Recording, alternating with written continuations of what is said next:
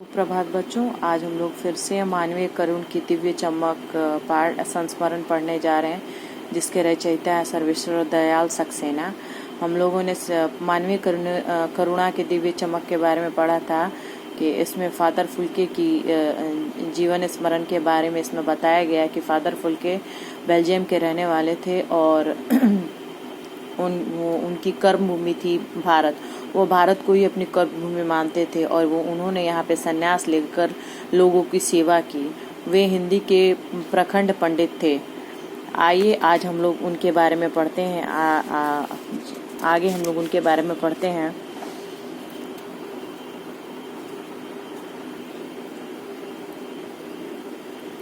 प्रभु की इच्छा, लेकिन मैं तो सन्यासी हूँ, अब आप छोड़कर क्यों चले गए? प्रभु की इच्छा थी, वह बालकों किसी सरलता से मुस्कुराकर कहते। माँ ने बचपन में ये घोषित कर दिया था कि लड़का हाथ से गया और सचमुच इंजीनियरिंग के अंतिम वर्ष की पढ़ाई छोड़ फादर बुल्के सन्यासी होने पर जब धर्मगुरु के पास गए और कहा कि मैं सन्यास लेना चाहता हूँ तथा एक शर्त रखी, सन्यास लेते समय सन्यास चाहने वाला शर्त रख सकता है कि मैं भारत में जाऊंगा। वे अपनी माता के बारे में यहाँ पर बताते हैं कि उनकी माता ने पहले ही यह घोषित कर दिया था, यह बता दिया था कि यह लड़का हाथ से गया, यानी यह लड़का यहाँ पे नहीं रहने वाला। और सचमुच इंजीनियरिंग के अंतिम वर्ष की पढ़ाई छोड़कर, लास्ट जो उनकी वर्ष थे उसकी पढ़ाई छोड़कर फादर बुल्के सन्यासी होने जब धर्मगुरु के पास गए तो वहाँ उन्होंने सन्यास लेना चाहते थे और वे भारत आए गए। और उन्होंने क्या कहा कि मैं भारत जाऊंगा। भारत जाने की बात क्यों उठी नहीं जानता, बस मन में यह था। उनकी शर्त मान ली गई और वह भारत आ गए। पहले जिसेट संघ में 2 साल पादरियों के बीच धर्माचार्य की पढ़ाई की। धर्माचार्य के पढ़ाई का अर्थ होता है जो धर्म का आचार्य होता है, जो धर्म की पढ़ाई की जाती है उसे हम धर्माचार्य कहते हैं, और जो धर्म का प्रचार्य होता है उसे धर्माचार्य कहा जाता है। वो जिसेट संघ में 2 साल पादरियों के बीच उन्होंने धर्माचार्य की पढ़ाई की और फिर 9-10 वर्ष दार्जिलिंग में रहे। कलकत्ता से बीए किया और फिर इलाहाबाद से एमए। उन दिनों डॉक्टर धीरेन्द्र शर्मा हिंदी विभाग के अध्यक्ष थे। शोध प्रबंध प्रयाग विश्वविद्यालय के हिंदी विभाग में रहकर 1950 में उन्होंने पूरा किया। राम कथा और उत्पत्ति और विकास। यहाँ पे गौर करने वाली बात है, शोध प्रबंध प्रयाग जो अभी इलाहाबाद के नाम से पहले मशहूर था, अब उसका नया नाम हो गया है प्रयाग। वहाँ पे शोध कार्य जो फादर बुल्के थे उन्होंने शोध कार्य किया और विश्वविद्यालय के हिंदू विभाग से उन्होंने एक किताब लिखी जिसका शीर्षक है राम कथा उत्पत्ति और विकास। परिमल में इसके अध्याय पढ़े गए थे। परिमल जो एक संस्था थी उसमें बहुत सारे जो गोष्ठियाँ हुआ करती थी, बहुत सारे लोगों की भी जो गोष्ठियाँ हुआ करती थी, फादर बुल्के उसमें उन्होंने उस राम कथा उत्पत्ति और विकास के बारे में पढ़ा था, उन्हें बताया था। फादर ने मातरलिंग के प्रसिद्ध नाटक, मातरलिंग एक जगह है जहाँ ब्लू वर्ड का रूपांतरण भी किया, बेल्जियम में एक जगह है, मातरलिंग के प्रसिद्ध नाटक ब्लू वर्ड का उन्होंने रूपांतरण किया है नील पक्षी के नाम से। बाद में वह सेंट जेवियर्स कॉलेज में हिंदी तथा संस्कृत विभाग के विभागाध्यक्ष हो गए और यही उन्होंने अपना प्रसिद्ध अंग्रेजी हिंदी कोश तैयार किया। उन्होंने डिक्शनरी जिसे हम कहते हैं, उन्होंने अपना अंग्रेजी हिंदी कोश शब्दकोश, जिसे हम शब्दकोश भी कहते हैं, उसे उन्होंने तैयार किया जो अंग्रेजी और हिंदी में था। बाइबल का अनुवाद भी उन्होंने किया और जब वही बीमार पड़े पटना आए, दिल्ली आए और चले गए। 47 वर्ष देश में रहकर 73 वर्ष की जिंदगी जीकर, यानी जो जब वह भारत आए तो उन्होंने 47 वर्ष भारत में गुजारे और जब उनकी 73 वर्ष हुई तो उनकी मृत्यु हो गई, जहां वो पटना में बीमार पड़े और वहां उनकी मृत्यु हो गई। फादर बुल्के संकल्प से सन्यासी थे। उन्होंने ये संकल्प ले रखा था कि वे सन्यास धर्म अपनाएंगे, लेकिन कभी कभी लगता है वह मन से सन्यासी नहीं थे। रिश्ता बनाते थे तो तोड़ते नहीं थे। 10 साल बाद मिलने के बाद भी उसकी गंध महसूस होती थी। वह जब भी दिल्ली आते जरूर मिलते, खोजकर समय निकालकर, गर्मी सर्दी बरसात झेलकर मिलते, चाहे 2 मिनट के लिए ही क्यों न मिले हो। फादर बुल्के ने संकल्प से सन्यासी थे, लेकिन वो जब भी किसी से मिलते थे इस प्रकार मिलते थे जैसे लगता था वो मन से कितना उन्हें प्यार करते हैं। और 10 साल मिलने के बाद भी उनकी गंध महसूस होती थी, यानी 10 साल भी वो उसी प्रकार मिलते थे जिस प्रकार लगता था कि वह पहली बार मिल रहे हों। वह जब भी दिल्ली आते जरूर मिलते, खोज खबर लेकर, समय निकालकर, गर्मी सर्दी बरसात झेलकर मिलते, चाहे 2 मिनट के लिए भी सही। यह कौन सन्यासी करता है? उनकी चिंता हिंदी को राष्ट्रभाषा के रूप में देखने की थी, यानी वो हमेशा चिंतित रहते थे कि हिंदी को राष्ट्रभाषा की उपाधि क्यों नहीं दी जा रही है। हर मंच से इसकी तकलीफ बयान करते। जब भी वो किसी गोष्ठियों में जाते थे तो इस तकलीफ को बयान करते थे कि आखिर हिंदी को राष्ट्रभाषा की उपाधि क्यों नहीं दी जा रही है, और इसलिए वो एक सवाल पर उन्हें झुंझलाते देखा गया। और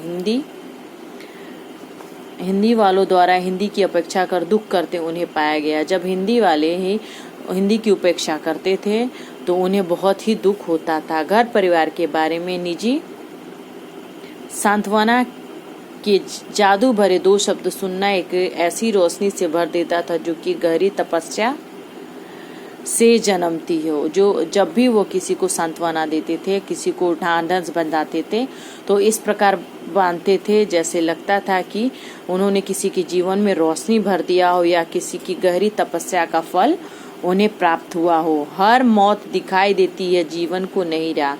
मुझे अपनी पत्नी और पुत्र की मृत्यु याद आ रही है और फादर के शब्दों से झरती विरल शांति भी याद आती है।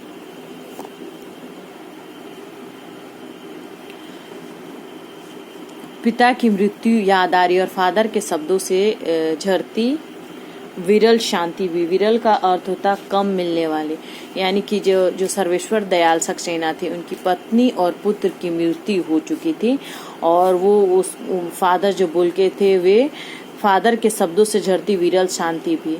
और जो फादर थे वे शांति का कम मिलने वाली जो बहुत ही कम मिलने वाली जो शांति थी, कम मिलने वाली जो विरल शांति थी, उसे वो उनके ऊपर उजागर करते थे। वे बताते थे कि किस प्रकार आप अपने जीवन को आगे बढ़ा सकते हैं। आज वह नहीं है, दिल्ली में बीमार रहे और पता नहीं चला। बाहें खोलकर इस बार उन्होंने गले नहीं लगाया। जब देखा तब वे बाहें दोनों हाथों की सूजी उंगलियों को उलझाए ताबूत में पर जिसमें पड़ी थी। आज वह नहीं, दिल्ली में जब दिल्ली में वो बीमार पड़े तो पता नहीं चला। बाहें खोलकर इस बार उन्होंने गले नहीं लगाया, यानी सर्वेश्वर दयाल सक्सेना थे जो उनसे नहीं मिल पाए थे। आखिर जब वो बीमार चल रहे थे तो वो उनकी मुलाकात उनसे नहीं हो पाई, इसलिए वो एक दूसरे से गले मिल नहीं पाए। एक दूसरे को वो जो उनकी हाथों की सूजी उंगलियों को उलझाए हुए थे, अर्थात जब मृत्यु हो गई थी तो जब उन्हें बर्फ में रखा गया तो उनकी जो हाथों की जो उंगलियां थी वो सूज चुकी थी और वो उलझ चुकी थी। ताबूत में जिस्म पर पड़ी थी। जो शांति बरसती है वह चेहरे पर स्थिर थी, यानी अस्थिर थी। उनके जो चेहरे थे बिल्कुल उनके चेहरे पे शांति दिख रही थी और स्थिरता दिख रही थी। तरलता जम गई थी। वह 18 अगस्त 1982 की सुबह 10 बजे का समय था। दिल्ली में कश्मीरी गेट के निकलसन कब्रगाह में उनका ताबूत एक छोटी सी नीली गाड़ी में उतारा गया था। ताबूत जिसमें शव को रखा जाता है, वो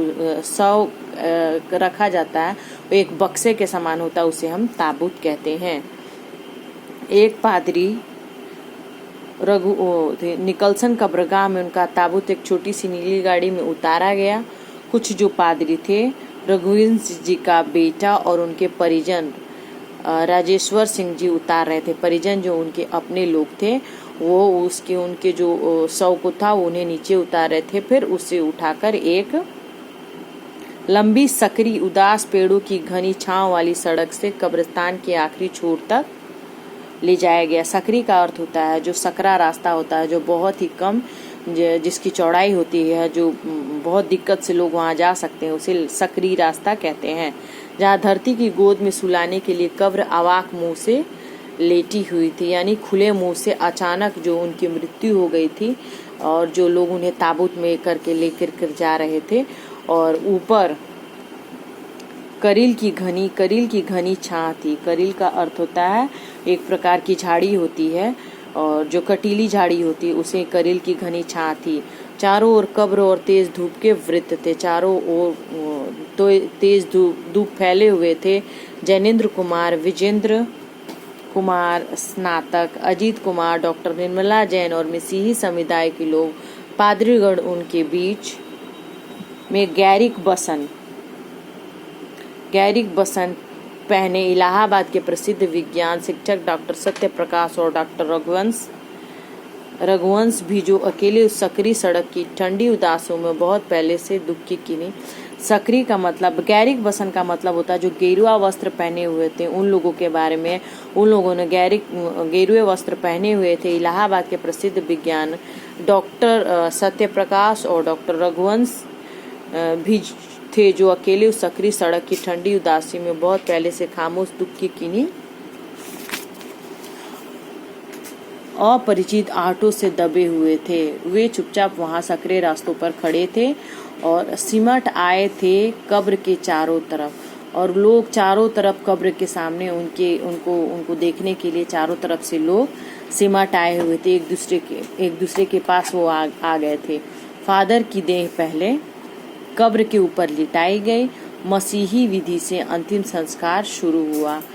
रांची के फादर पास्कल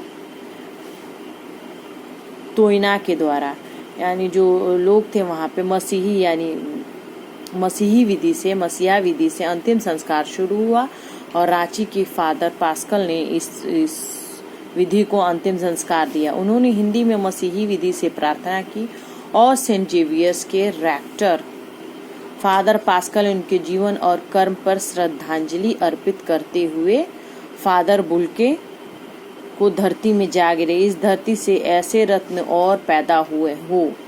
उन्होंने जब उन लोगों ने फादर बुल्के को श्रद्धांजलि दी, तो उन्होंने कहा कि हे ईश्वर, ऐसे जो व्यक्ति हैं, ऐसे रत्न और भी पैदा हो इस धरती पे।